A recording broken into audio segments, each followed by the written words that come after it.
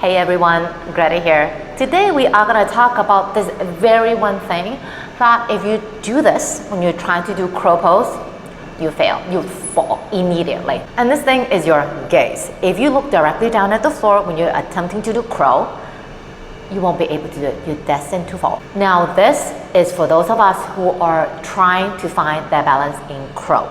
Okay, if you are very fluent in crow, very comfortable in crow, by all means go ahead and do this for a challenge. However, if you're learning to do crow, don't do this. I see a lot of people trying to do crow. Again, it's a very big milestone for sure because you're really trying to balance on your arms and shoulders. But then a lot of times when people are trying to do crow, they would come here, they would look directly down. Now, I'm not really sure exactly where they're looking, but the direction is directly down to the floor. So once they're doing this, then they feel really, really scared because they feel like, oh my gosh, I'm gonna topple over or maybe roll over into somersault.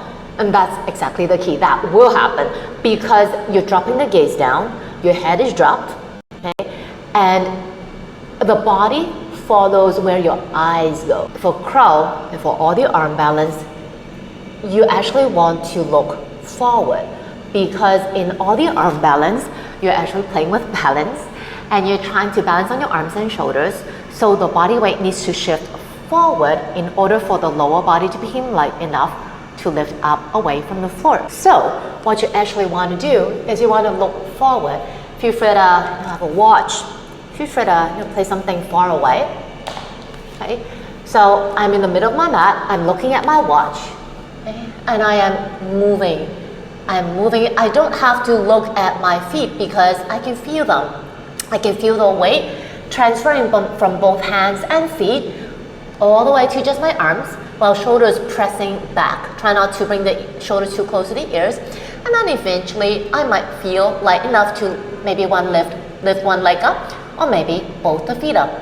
Okay, if that takes too much pressure in your neck, like I'm really cranking my neck, you can always bring it a little bit further closer, or actually closer to your body. However, just make sure that you're not looking directly down to the floor because if you actually look directly down to the floor, you are aiming the head down. And that is also a great way to transition into a tripod, but if that is not what you're looking for, then you might not want to do that. And also if you are learning to balance in your crow, chances are you won't be landing in a teddy bear. You will roll over because the shoulders might not be strong enough to support the entire body. Once the shoulders come to the ears, the upper back is more rounded. If your head touches the floor, most probably you would somersault. I know this is quite counterintuitive because, again, it's very natural to look down, but then you need to rethink. Okay, kind of have a little chat with yourself.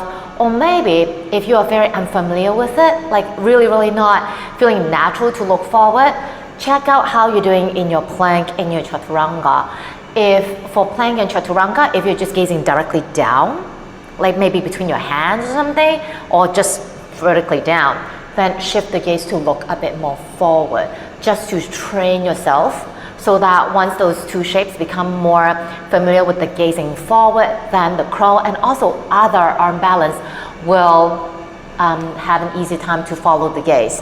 So this is not just for crow, it's for all majority of the arm balance when you're shifting forward, like flying slits, like ABK2, flying scissors, side crow, 8-angle pose, all those things where you need to shift the weight a bit more forward, then you would need to lead with your eyes. That's it for my sharing for today. Something, again, very trivial. It sounds trivial, but it's very important because where you're looking is your drishti, your focal point. That's where your awareness is. So be aware of where you're looking. So the entire practice will become more mindful or more meaningful. You won't be too lost. So like my video, share it, and subscribe to my channel if you haven't already done so. If you want to practice with me in person, just follow my IG or my Facebook, DM me there, and I'll get back to you ASAP with the details. Take it easy. Bye bye.